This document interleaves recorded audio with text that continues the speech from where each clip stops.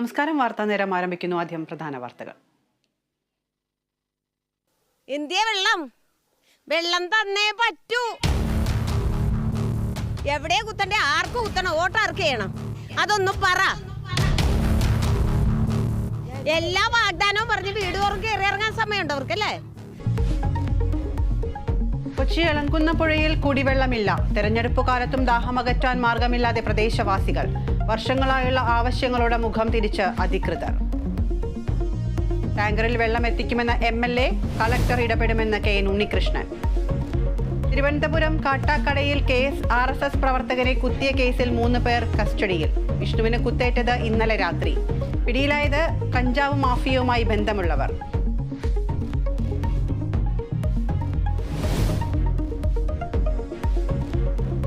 വിഴിഞ്ഞത്ത് ലോറിയിൽ നിന്ന് കല്ലു വീണു മരിച്ച അനന്തുവിന്റെ സംസ്കാരം ഇന്ന്. മൃതദേഹം വീട്ടിലെത്തിച്ചു. കുടുംബത്തിന് അർഹമായ സഹായം നൽകുമെന്ന മന്ത്രി V ശിവൻകുട്ടി. സംഭവം ജില്ലാ കളക്ടർ അന്വേഷിക്കും.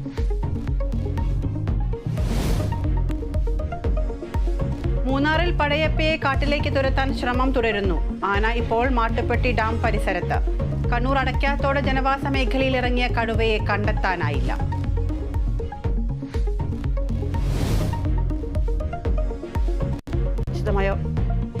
ലോകകപ്പ് ഫുട്ബോൾ യോഗ്യതാ നിർണയത്തിൽ ഇന്ന് ഇന്ത്യ-അഫ്ഗാനിസ്ഥാൻ പോരാട്ടം. മത്സരം രാത്രി 12:30 സൗദി അറേബ്യയിൽ.